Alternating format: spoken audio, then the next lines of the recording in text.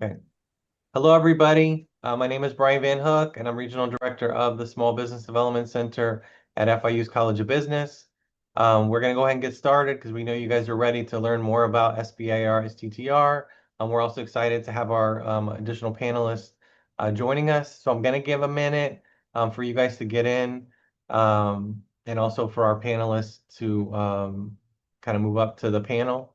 But if you're looking for federal innovation grants, if you're looking for what you need to know about SBIR or STTR, you're in the right place.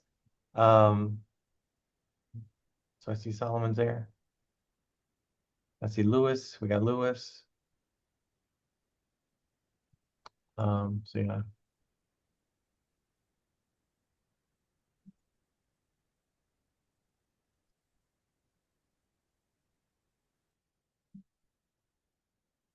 Let's see.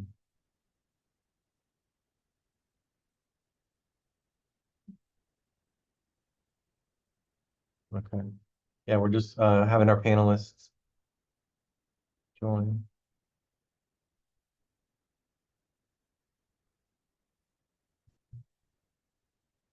Hey, David.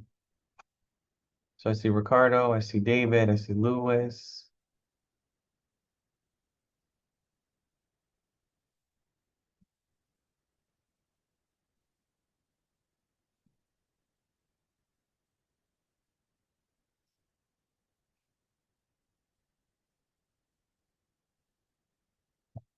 Got everybody.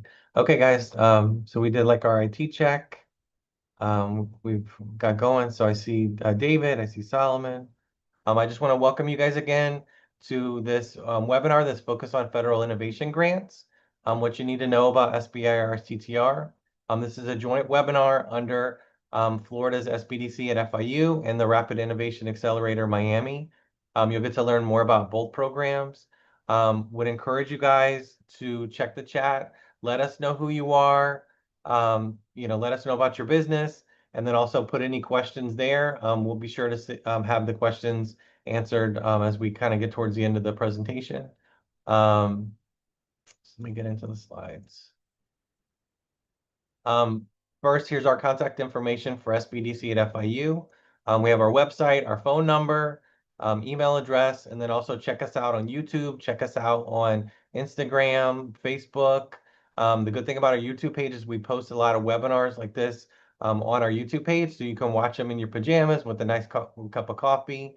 You can kind of check out other topics. So it's a great place to learn more about different topics for your business. A little bit about the Florida SBDC network. We're funded through a cooperative agreement with the U.S. Small Business Administration, the SBA. The center started in 2014. As you see, we're really focused on impacts and outcomes for small businesses based here in Miami-Dade and also the Florida Keys. In terms of government contracting, in terms of access to capital, helping you increase your revenues, helping you launch your new business. So definitely circle back with us if we can help your business in any way. This is just our really great team that's located here in Miami-Dade County. You see Lewis and Ricardo listed up there. You also see our two consultants that are based in the Florida Keys, Bonnie and Nancy. And then I'm going to turn it over to David or Solomon to talk about the Rapid Innovation Accelerator Miami. But I would note, guys, that you have the QR code up there. So if you would like to connect with them or learn more about them, please scan the QR code. So I'll turn it over to you, Solomon. Great. Thanks, Brian. Hello, everyone. It's great to be here. So the Rapid Innovation Accelerator program is paid through by the Department of War. So it's a 2-year program really to support small businesses to get access of the Department of War contracts. So we're free of charge. Not a lot of programs, I think, in South Florida that are free of charge. So please take advantage of our services. We're here for 2 years. And the goal that we're really trying to help is support all the interesting technologies that are here in Miami. So we could have been anywhere. The Department of Work could have put us in Florida. They could have put us in New York, but they chose this location here in Miami because there's so much opportunity when it comes to different government assets. SOCOM, Southcom, CENTCOM, for example, are all in 3 to 4 hour radius. You have the slew of universities. that are here, as well as a lot of technology businesses moving here and a lot of VC funds here. So they were like, let's put the RIA here. We're the first of its kind program to support small businesses to get access to all these different opportunities that exist out with the Department of War. We also support the Mentor Protege program, which is a really interesting program that helps subcontractors and primes work together and actually get money from the government to work together so subcontractors can become primes. We also, as Brian mentioned, with similar to the Apex, we can help when it comes to getting funding. We're integrated in the space. We're closely with Lab 22, who have a lot of contacts in the space. So if you're looking to raise money, you can also reach out to us. But the big thing we really want to work on is helping businesses get access to all the different government contracts. We can help you identify those different opportunities, and we can also help you apply for them.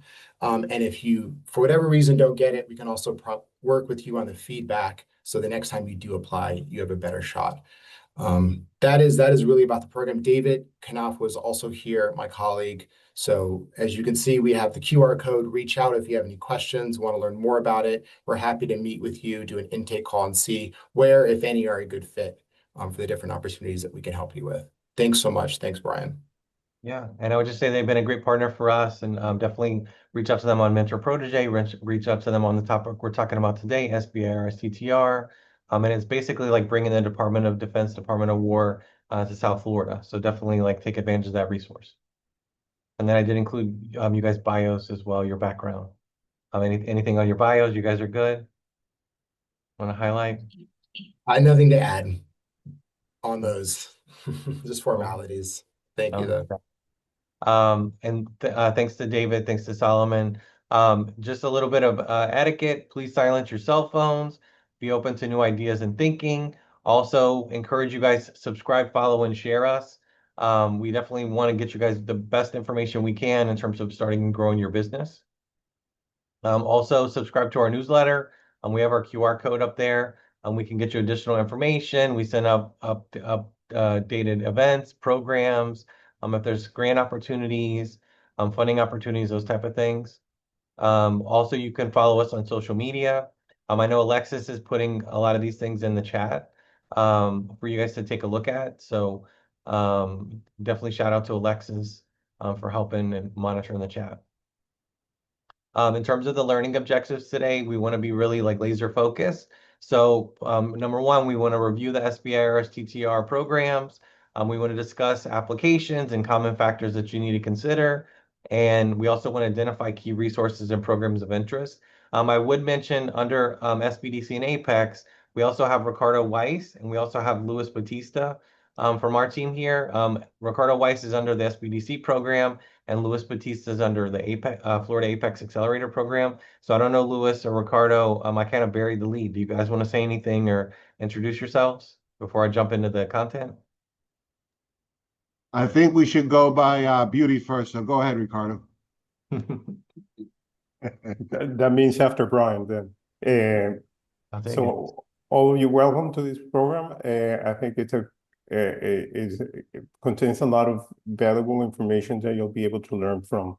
So don't hesitate to reach back to us if you have any follow-up questions or if you want to enroll in the SBDC program so we can continue to support you. Yeah. I'm more on the government contracting side. Apex Accelerators. We're a Department of Defense Office of Small Business Programs with about 500 consultants nationwide, about 12 of us in Florida, myself and Nari, Miami-Dade County and Monroe. And basically, we help companies, many times directing them to the right resources like RRA here, but we help companies both enter and expand their federal and state and local government footprint. Sounds good. Okay. So big caveat, big update for you guys.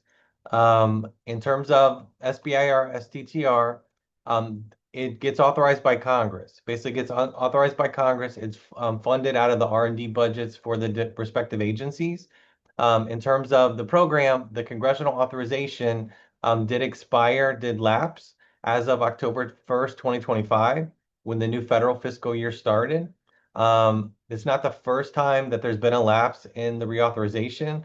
In my old job, my previous job, I worked on the Senate Small Business Committee. So like our main job was to get these programs reauthorized. Occasionally you would make some changes to the program. Um, but it's something that's done every few years in terms of reauthorizing it. There have been like short-term or 1 year cleans extensions. Um, there is a kind of a disagreement between the House Small Business Committee and the Senate Small Business Committee on some of the program changes. And so that's why they're not doing just like a short term or a 1 year clean extension on the program. And so that's why there's been a lapse basically since October through now. The good news is that federal agencies can still process applications and make awards under solicitations that were open before the expiration, but new funding opportunities, which a lot of you guys are reaching out to today, for that specifically phase 1 and phase 2 topics, they can't be released. Phase 3 awards are funded a little bit differently and are still active.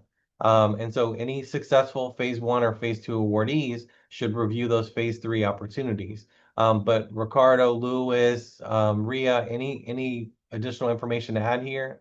I did get this update from our state leadership on it just to make sure we had the kind of most up-to-date information. This is a long-standing program, and agencies are required to separate a certain percentage of their budget to SBIR. So this is going to continue. Too many changes going on, too fast for us to try and guess. But whatever's holding us back will get cleared up sooner rather than later. Yeah, and I would say for this one, the Congress always does reauthorize the program. It's a longstanding program. We'll get into the details in the presentation. And the best part is it's basically from the research budgets of these larger agencies. So it is something to monitor. There will be updates when the program is like reauthorized. So right now it's a good time to just do some planning and kind of plan for when it will reopen for that. And it also might be an opportunity where maybe if it gets kind of farther in the year when they do the reauthorization, then they might kind of start releasing a lot of these different opportunities pretty quickly because the agencies do have to fund different types of things under the fiscal year. So it could be kind of like I'm from Louisiana. It's kind of like the Mardi Gras parade. Sometimes you got to dump all the beads off the Mardi Gras float at the end. So that might be a good opportunity for small businesses that are ready. Okay. And then, like we mentioned, basically the SBIR program has been around since the 1970s. First started with the National Science Foundation, and they had a lot of really big S&T innovations that came out of it. In 1979, the SBA concluded that SBIR programs could be implemented at all government agencies with those larger research budgets, 100 million or more. And it was signed into law in 1982 by President Reagan. So as of recently, the SBIR program has resulted in about 70,000 patents, close to 700 public companies, and about $41 billion in venture capital investments. So it's a really, like Lewis said, it's a long-standing program, has a really good track record. This is just some of the companies. I could probably put up some additional ones, but I think a lot of you guys know like 23andMe, Sonicare, if you're brushing your teeth, Qualcomm, Symantec. So those are just a few of the success stories under the programs. In terms of the goals, basically these programs are focused on federal research, development issues, kind of providing innovative solutions to pressing government needs, stimulating technological innovation, helping to use federal funding and research to like spur private sector commercialization, and then fostering tech transfer between small businesses and research institutions. And that's primarily through STTR. This just shows you the agencies that are involved. The SBA, not so much. They're more of like an implementing agency or like overseeing, but you'll see like the big boys, like Department of War, Department of Defense, Department of Commerce, Department of Education, Transportation, EPA, National Science Foundation, HHS, Homeland Security. For our panelists, any of these agencies you guys would want to highlight or mention? Well, one thing above all is they're looking for dual use technology solutions, right? They're not looking just for something that could be used in the commercial market or in the Department of Defense, Department of War. They're looking for dual use kind of solutions. The second thing is, SBIR one is really just a stepping stone. Companies a lot of times will just submit one and then wait, months to hear back. No, you can submit multiple SBIRs at one time, and most successful companies do. The largest users of SBIRs here are the Department of Defense and National Science Foundation. And once you get level one, the percentage of getting level two is much higher, and your chances of getting capital from other areas, and that's more Ricardo Wise's area, that's specialty, becomes much higher. And I don't know the stats there, but it also opens up the door for other kind of opportunities that really go beyond SBIR, like other transactional authorities. So SBIR is a stepping stone. Yeah. And Solon, I see you had your hand raised. Yeah, I just want to add that our particular skill is on the Department of War, Department of Defense, and that's where our relationships are. So we also work, our parent company is Move America. They're based in DC, and the staff, Move America's former Navy, Air Force, Army, and they have a lot of relationships with people at the Department of War. They're funding us, Department of War, but the relationships that we have internally are also with the Department of War. So I just wanted to highlight that. So if you have any interest in that particular program, that's really where our expertise shine. That's it. Thank you. Yeah. And I would shout out Department of Commerce too, where I started my career, like federal government. Department of Commerce has some good programs, especially if you're talking about like down here in South Florida, like NOAA. I know NIST has a lot of different things, so I would just do like a shameless plug for the Department of Commerce too, on it. And a lot of folks didn't know that they used to have the National Aquarium was in Department of Commerce too. They moved it out. So it's kind of random when they say, "Do you want to go see the piranhas of the fish?" And I was like, "We have an aquarium in the Department of Commerce." They're like, "Yeah." So they did move it, so they kind of moved it somewhere else. I mentioned for the SBA, they're the coordinating agency for both programs. They direct the agency's implementation, they review progress, they report annually to Congress on the operation. I would note for some of the reports, I checked the SBAR.gov website recently, and I saw some of the reports where they haven't had any like recent reports for it, but it is actually good because you can check a lot of the different agencies on how they're doing, different things like that. So, but just be mindful that some of the reports that's on the SBIR.gov website um, is a little like is not as up to date. It's like not like as of last year. And the SBA also leads federal outreach training. They build out the support ecosystems around both programs, and they also have the FAST program and the Growth Accelerator Fund competition. FAST is a program that we worked on when I worked on the Small Business Committee that provides funding to states that they have like different organizations. I know here in Florida, one of the organizations that's had it was the Florida High Tech Corridor that's over in Tampa, that had worked on different things, and it's about promoting awareness on SBIR, STTR, and also kind of like, going around and kind of working with different organizations. And so we were able to change some of the different funding structures for FAST to incentivize it to go to states because FAST is really focused on trying to get more awards and applications from states that basically are not winning all these. Because obviously you would have like Massachusetts and California getting most of them. And so actually FAST is kind of like an incentive or kind of giving technical assistance to some of those states that maybe aren't as successful or don't have as many applications. And actually, when I was on the Small Business Committee, we actually did a visit to Boston to go look at a lot of the firms that were based there that were getting very successful in terms of phase one, phase two, STTR, to kind of find out what's the secret sauce or what are they doing. As we mentioned for SBAR, it's about 3.2% of the research budget for agencies with a budget greater than $100 million per year. Ends up being about $3.2 billion in terms of the spend. You can check the math if you want, but it's accurate. For STTR, it's 0.45% of those with budgets greater than $1 billion. So it's about 450 million per each year, and that's basically as we said, related to the research budget. And then in terms of those, it's basically about 5,000 new awards every year, notwithstanding the program not being reauthorized. This is just an updated one. This is the latest that I could find on the SBIR.gov website in terms of the different distribution of the dollars that are obligated.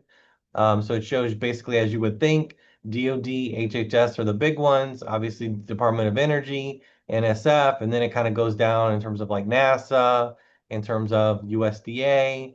I would mention to you guys, don't sleep on some of the smaller agencies. I know some of the other ones are bigger agencies like DoD, obviously, and HHS, but we've had some success with some of our clients in terms of Department of Transportation. And also, just because you're in South Florida doesn't mean you can't have something related to USDA. So definitely you need to look at what type of technology you're looking at or what type of solution, and look at some of those other agencies because maybe there might be some opportunities with those.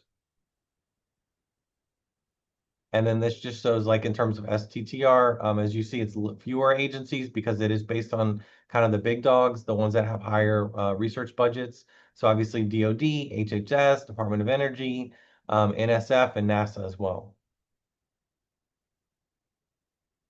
And then in terms of SBIR, it's basically, as we have mentioned a couple of times, is connecting technology-focused entrepreneurs with those federal R&D programs.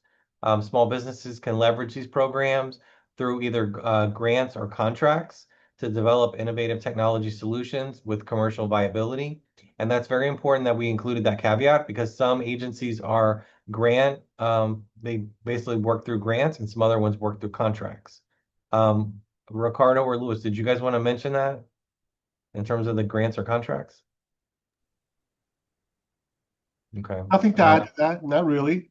There's a lot of opportunities out there, but I think one thing people miss is a lot of times they're asking for specific solutions, not just, something you came up with. So those are two very different paths.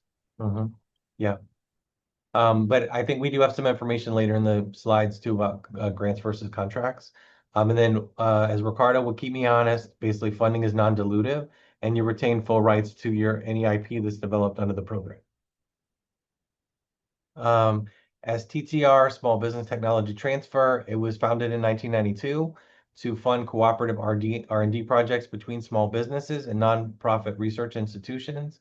The focus is like bridging that gap between the research and commercial applications. So it does involve like a nonprofit research institution in the form of a subcontract. So there's five, as we mentioned, there's 5 federal agencies that have those programs, DoD, Department of War, Department of Energy, Department of Health and Human Services, NASA, and NSF. Anything you guys want to mention on STTR? Solomon or David, anything related to DoD, Department of War? No, nothing in particular. Thank you, though. Okay. And then in terms of phase 1 grants, if you're looking at the success rates, about 18 to 20% success rate. Phase 2 has a higher success rate because you're basically going to take from those folks that have already got a phase 1. So it has about a 40% success rate. These programs have better success rates than with venture capital, but you should be prepared to possibly submit multiple rounds of applications to see success. Ricardo, anything I missed on that? No. Okay. You're always keeping me honest.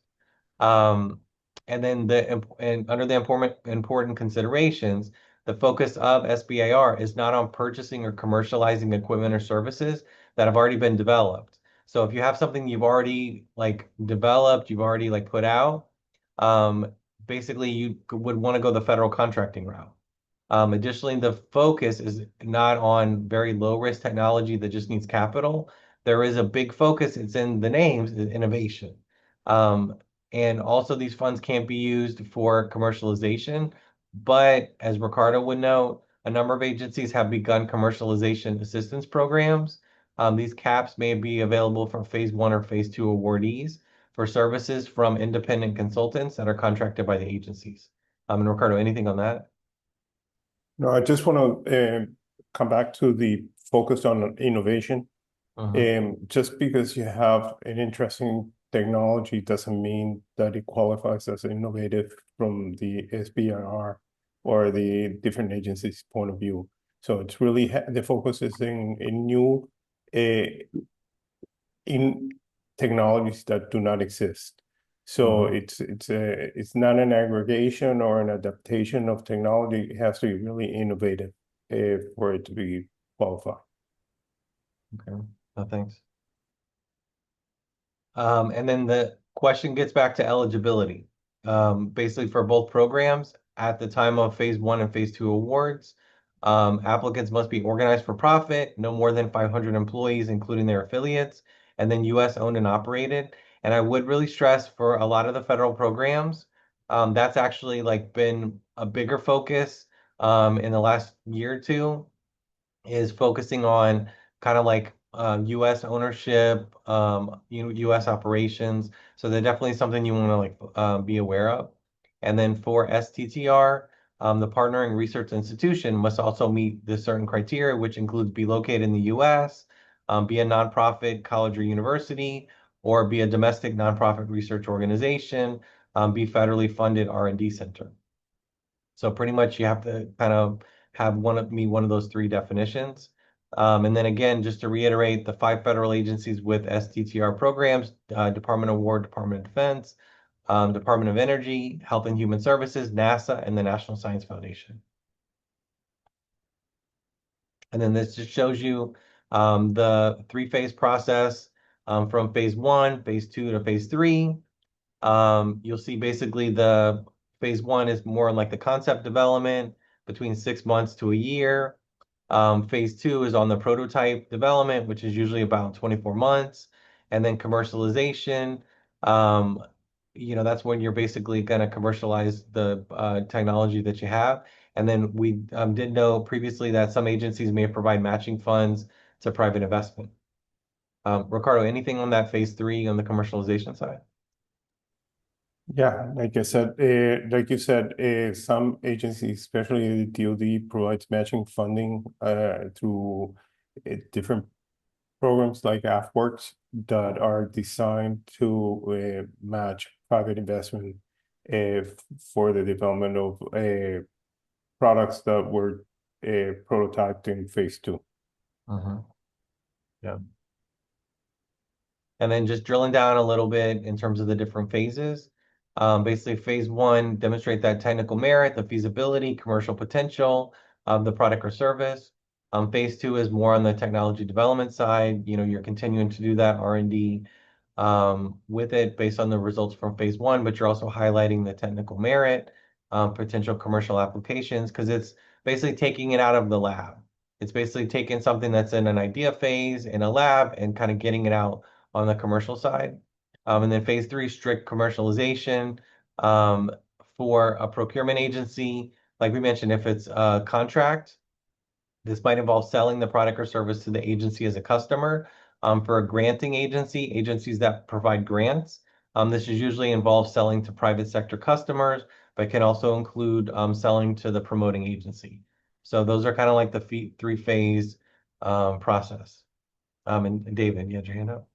Yeah, there's something to mention, Brian. You mentioned before that it's about a 20% success rate for phase 1 and 2, but for phase 3, I just want to highlight that it's under a 5% conversion rate for companies in phase 1 and 2 moving on to phase 3. So it's just very competitive to move on to phase 3. Just wanted to highlight that. No, that's helpful. That's super helpful. This just shows you some of the program differences. So in terms of SBIR, STTR, we covered some of the stuff in terms of the nonprofit research requirement under STTR. Basically having like a principal investigator. That's basically being like the main person on it. Basically for the SBIR, the primary employment needs to be greater than 50% with the small business.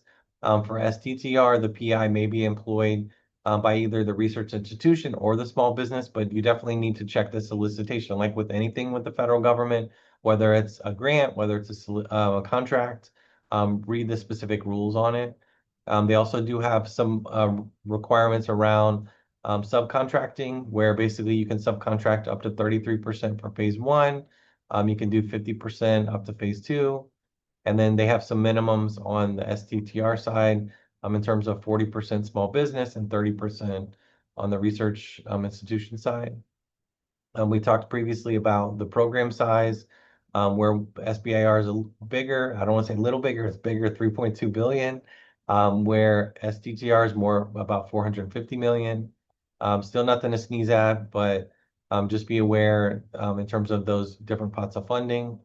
The venture capital side and the VC ownership, that was something that was revised whenever I was in the Congress, about like 10 or 15 years ago, where they did open up for firms to have VC ownership, and which previously was restricted on the SBIR side. So they did open it up, still not allowed under the STTR side. The participating agencies, as we mentioned, there's 11 under SBIR, and then there's 5 under STTR.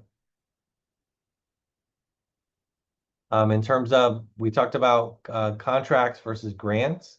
So on the contracting agencies, basically each agency has their plans, their protocols, their requirements.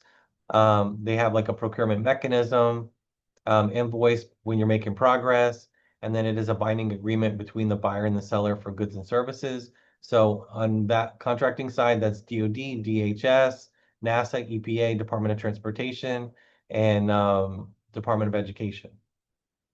On the granting side, the principal investigator initiates the approach. It's less specified topics, more flexibility on it. You do get an upfront payment, and then the funds are going to support a public purpose and the best efforts in research. Those are granting agencies is NSF, DOE, USDA, NIST, and NOAA. Anything in terms of our panel, anything on contracts versus grants? I know, Ria, you guys are focused on Department of War, but any insights on grants versus contracts? Well, yeah. Contracts are usually be based on your capabilities, where grants will be really based on what they need specifically. I know it's not a huge distinction, but also the amount of money available for contracts, just totally dwarfs what's available for grants. So, and there's always, just waiting for grant money, and to go from SBIR1 to SBIR2, there's some financial challenges there to get that SBIR2 rolling. So it's always good to have other areas of income, especially in the sectors you're already working in. Yeah, and I would note that we did kind of specify that HHS does contracting and granting, but it's mostly grants. And then I would note under the granting agencies, we did list NIST and NOAA under there, so they're obviously under the Department of Commerce. But you see that there are fewer grant agencies, and if you count them out, because it's basically NSF, Department of Energy, USDA, Department of Commerce, and then HHS. So then you see kind of the larger ones is DoD, DHS, NASA, EPA, Department of Education. I would just add, Yeah, I go would just ahead. add one thing here. And we see this a lot. It's not particularly the grants and versus contracting, but it's related to what is the DoD or DOW looking for. So a lot of companies will reach out saying, we have a particular product. We think this could make sense for the government. And there, what contracting opportunity is there? That's much harder to find. Typically, what makes the most sense, as Elise was highlighting, is where is the demand, right? So if they have a SBIR or a STTR laid out, where they're looking for a particular product, that's much easier to get than trying to have your product fit to somewhere that's trying to exist. I just wanted to make that distinction. If you think you have this amazing technology and you're inventing a new computer using biotechnology or something, there is DARPA, but there are, of course, these types of opportunities just to submit a crazy concept, but these are rare and harder to get. So it's better to look through the different opportunities, especially on the contracting side, was a lot more, and then say, hey, how can we support this particular program? That's great insight. Louis, I know you had your hand up too. Actually, I was just trying to do a thumb up on what Solomon was saying. Okay, that's good. And Ricardo? Yeah, I think another difference is that under contracts, you have to meet milestones and the funds are dispersed based on meeting those milestones, whereas in grants, the funding tends to be provided upfront. Okay, cool. So let's get in the application, guys. Let's get into some things you should consider, common issues. So basically on the pre-application side, you're going to develop that innovative research idea. You're going to determine whether you're eligible based on some of the information we gave you. And we're not giving you anything that's not publicly available. All this information is available on the SBIR.gov website and also in the solicitations that they put out. And then basically once you determine your eligibility, you're going to basically go and register on SAM.gov. And on that one, basically, that's the system for award management. SAM.gov, and Lewis is my witness. It's a lot better. I know a lot of people were like dreading going to SAM.gov. It was kind of like an antiquated website. It was really clunky. Still is like a lot of information going through the website, but it is a lot better in terms of like navigating and getting it. And there is different videos and help things and things like that. There's also resources like SBDC, like Apex Accelerator, like RIA, that can help you with some of these opportunities too. So definitely on that one is a two-step process. You would get that unique entity ID, then you would apply. You basically, upon finishing the registration, you'll get your cage code, and that's basically like your federal vendor number. But Lewis, anything on SAM.gov, cage codes? Yeah, if you don't like the way SAM.gov is configured, don't worry, they'll change it in 6 months. Um, when you register in SAM, what are the first questions going to ask you if you're registering for government contracting and or just grants? Mhm. Don't select just grants. Select all. Mhm. There's no reason to select just grants. There may be for some universities and organizations, but not if you're excuse me, not if you're going for an SBIR. So select both. That's Mhm. Yeah, that's great insight. And we did put some screenshots up there from when you go on in terms of your eligibility, kind of like things that you're interested in. Um, you'll provide your owner information, any contacts for that. So basically, it's kind of like a pretty straightforward process. Um, Also, in terms of the registrations, you should go to grants.gov and create an account. That'll allow you to search and apply for different opportunities. We did include the screenshot on grants.gov as well. And I would mention, I know we're going to get that question in the chat, but we will send you guys a copy of this presentation when we're done. Um, Also, there's going to be other agency-specific portals that you're going to want to visit or search for proposals.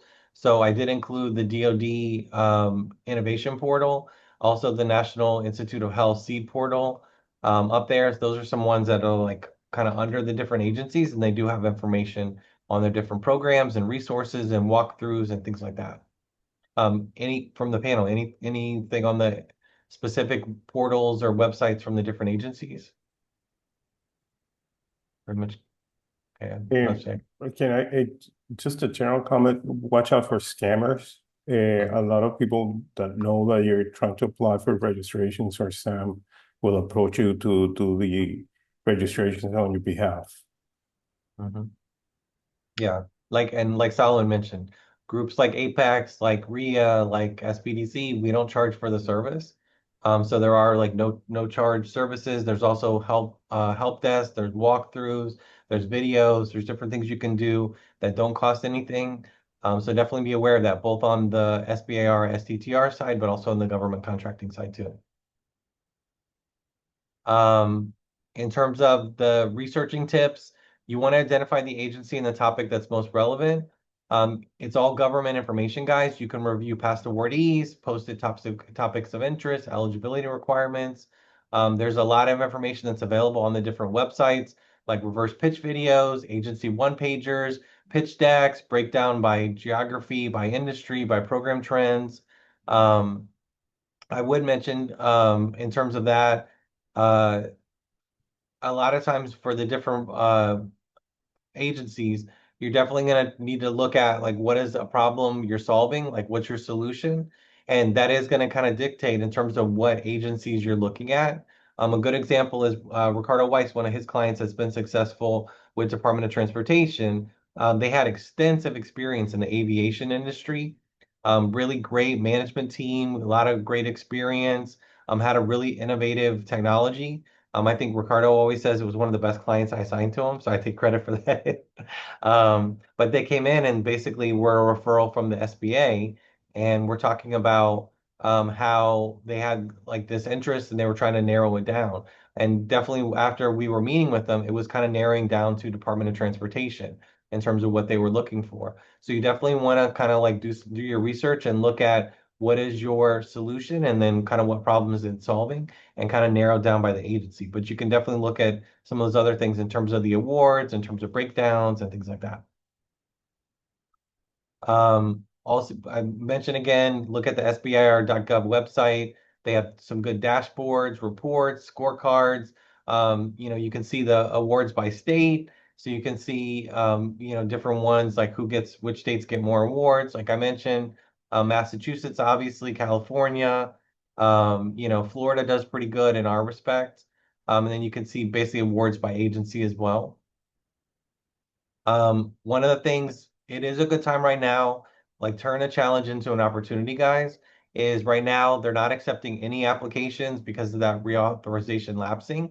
So it gives you time to research. So it gives you time to research, to look on the agency websites, to look up past proposals. When they do post the information, they're going to give you the timeline for that proposal submission. They're going to give you like those solicitation requirements. Some agencies have multiple solicitations throughout the year. It's not just like a one and done. So you can definitely have multiple bites at the apple. But you definitely want to look at, does your innovation and does your company comply with those requirements?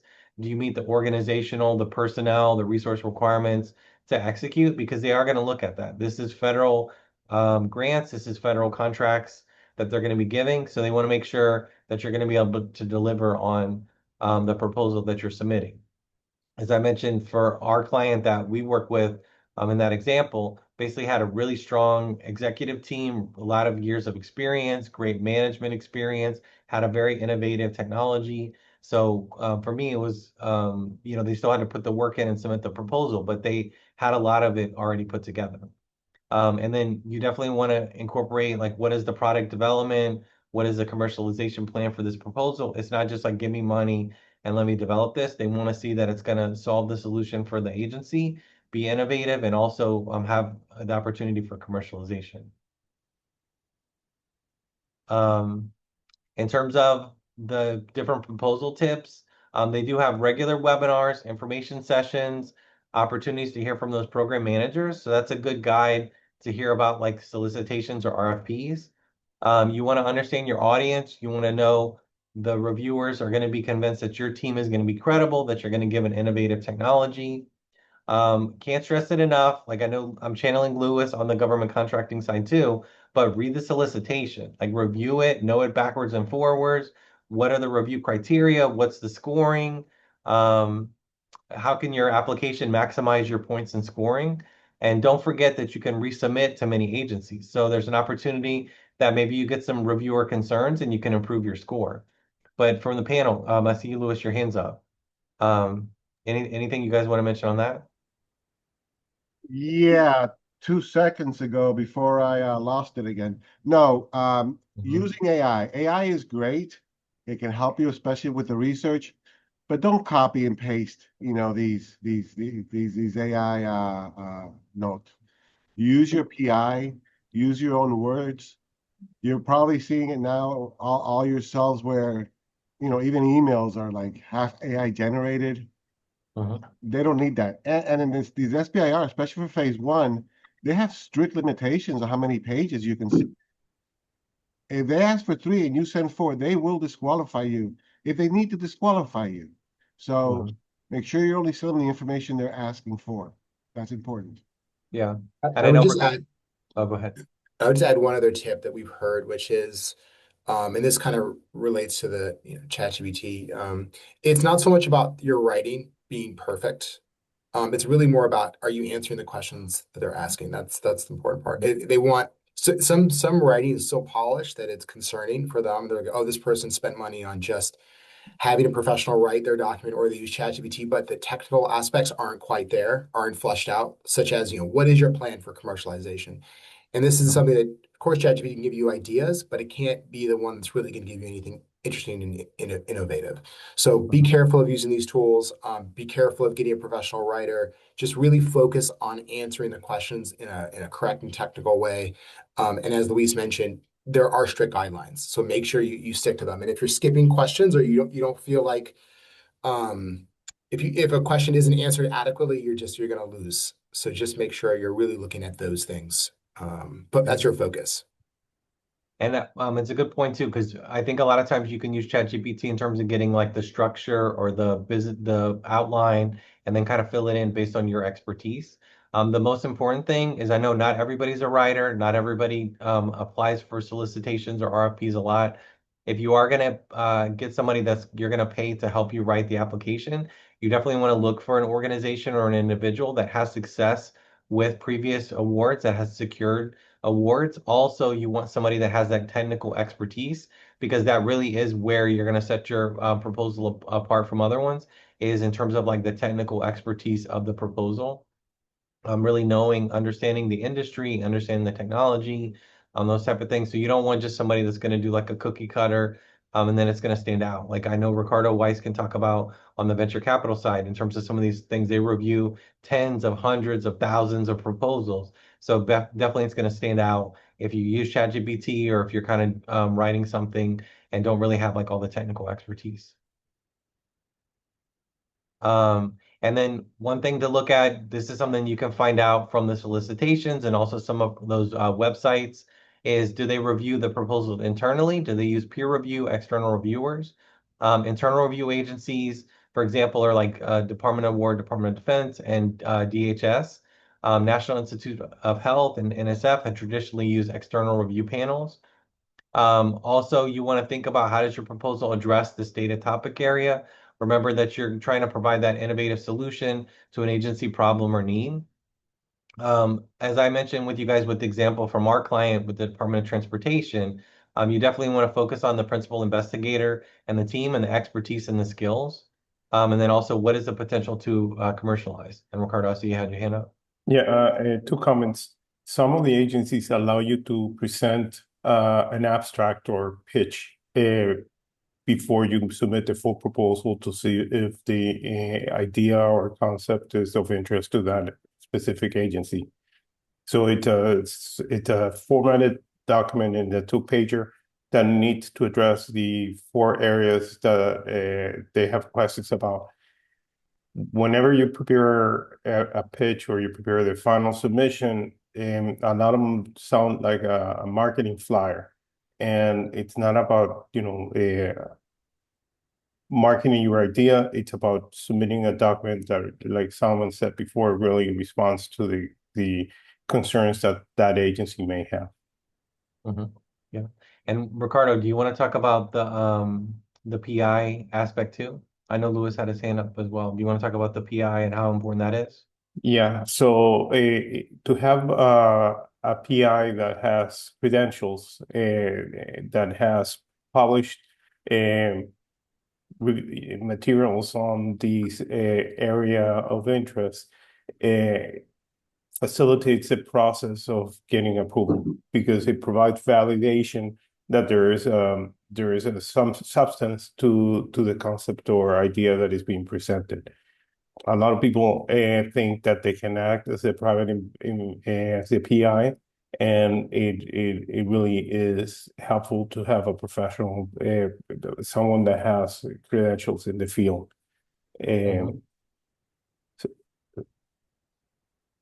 Yeah. And Lewis, I saw you had your hand up too. Yeah, not to argue against everything I just said, they're gonna want to make their job easier. That's always the process, right? So I'm pretty sure they haven't already.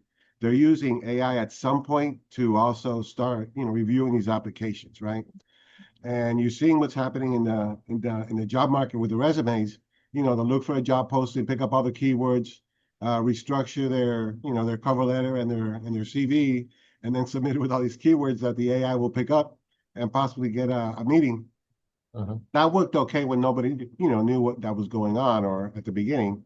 Not so much now. Now it's, AI's talking to AIs, right? But in this area, you really want to leverage it, as much as you can. Yeah, and I would mention for our center, we are hosted under FIU, under the College of Business. So obviously, for our center, we do have connections, and we are familiar with folks at on that work on SBIR, STTR at FIU. For our team, though, if somebody wants a connection with FIU, we're happy to make that connection. But I would mention there are other universities around Florida, around the country as well, in terms of FAU, USF, UCF. So there are other ones like within Florida and also around the country as well. And it just sometimes it depends on the technology you're doing, like your connections, where you went to school, like your business location. So there's a lot of different aspects. But for us, I know that Ricardo and I have made some introductions within from companies in the community to FIU researchers. So if that is of interest to you or that's a need for you putting together a proposal, like definitely feel free to follow up. In terms of the award decisions, I did mention the SBA annual reports. You can understand the timing of award decisions and notifications. Some agencies issue notice of awards within 90 days of the submission date. Other ones could take up to a year to announce awards. So you definitely want to just double check on that. But as a kind of a rule of thumb, there's a 3 to 6 month gap between the submission and your funding. That could extend 9 to 12 months, depending on the agency. We also gave the caveat at the beginning. Currently, the program is not reauthorized, so there's a longer delay than usual. And then also just remember those 3 phases: phase 1, phase 2, phase 3. And then some agencies, and I think we added this, Ricardo, at the last webinar we did, but they do have a direct path to phase 2 awards for SBAR. So you want to review the agency websites and their information to see if that's an opportunity in your case. But anything else on the awards side, the submissions, the funding, anybody else have anything on that side? Pretty much covered it. Everybody's shaking their head. Okay, so let's get into the key resources, key support programs. Obviously, you guys are like old friends, best friends with RIA Miami, with Florida Apex Accelerator, with SBDC at FIU. So you know us. But you know what, guys? We're not the only game in town. I would say we're among the best, but there are other resources that are out there as well. So I've been shouting out the SBIR.gov website. That shows you a screenshot of their website in terms of some of the resources they have. Shows you like those things that we talked about: reverse pitch videos, agency one-pagers, pitch decks, those type of things. So definitely go there. Also, if you're interested in a particular agency, they will have a specific SBIR website as well. You can review those tutorials, pitch decks, past solicitations, identify program managers, really focus on that because that is an opportunity to get like some of the decision makers or some of the folks that are really knowledgeable about those programs. Definitely take advantage of those tutorials. Those are introductions to the specific agencies, how you can find a topic, how you can prepare a responsive proposal. Each agency website has a wealth of knowledge that you can take a look at. I've even seen it where they have like draft decks, they have, like basically templates and things. So they have like stuff that'll make your job a lot easier.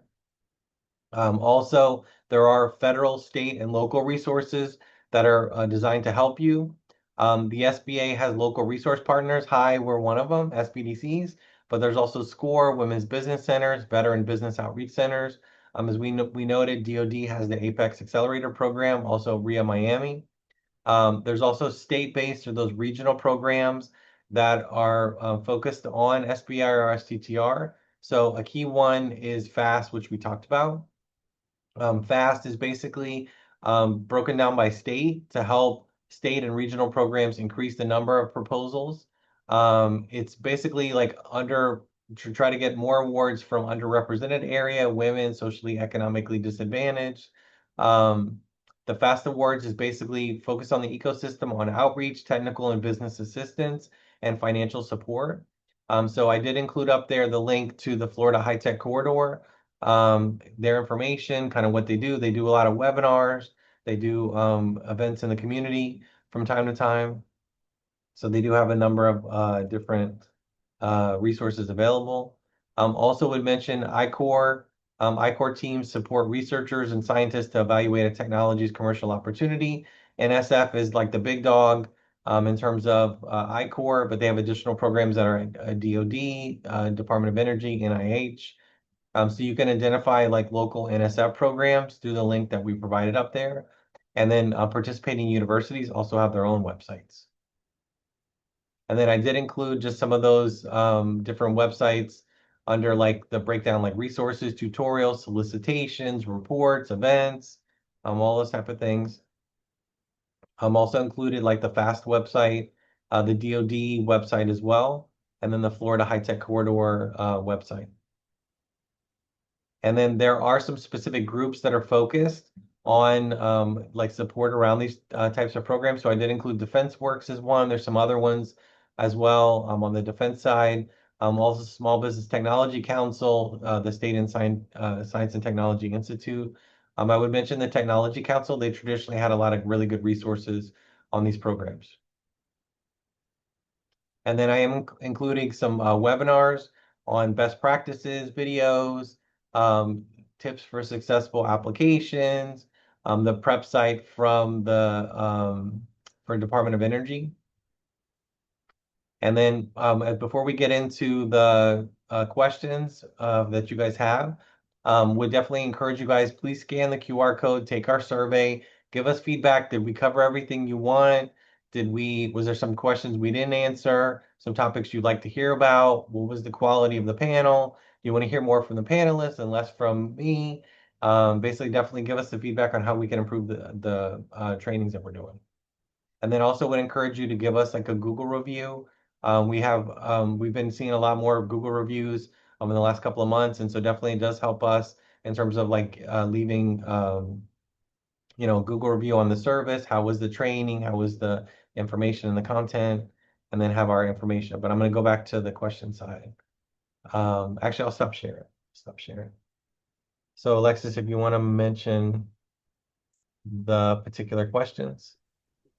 Thank you all so much. Thank you to the panelists and to Brian for facilitating. As I've put in the chat, please, if you do have any questions for our panelists or our SBDC consultants or Brian, please use the Q&A function to type your questions and we're glad to answer them. All of the links that were mentioned from Apex, SBIR, the RIA link, as well as the SBDC links have been added to the chat. They will also be sent to you via email following today's presentation, as well as the slides. You'll be able to see the recording via YouTube within a few days, and that link will be sent to you as well. If there aren't any additional questions or comments, please also take the survey that's going to be on the screen. This is how the SBDC is able to get feedback from you all on what's working, what we can improve on to make sure that we are giving you the best resources we have available and making the best use of your time as entrepreneurs. Yeah. And I saw Jeff Ullman. I know he's our colleague at FAU. So he had a question. Does RIA support companies in Broward and Palm Beach? Yeah, we do. We can support companies honestly anywhere in the US. We have a particular focus in the Miami-Dade area, but absolutely, those areas are totally fine.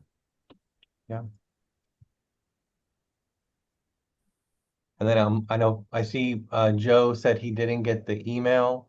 So we will send a follow-up email after the webinar. So we will send a copy of the presentation as well. And then when the webinar is live, we'll get you a copy of the webinar. Freddie had a question about how often does the program become open? We did mention for the agencies. Currently, full disclosure, hasn't been reauthorized, so it's not currently open except for phase 3. But for SBIR, basically, some agencies do it once a year. Some of them do it periodically, so they can do it 2 to 3 times a year. It just depends on the particular agency that you're trying to go for. And then I see Jeff had a question.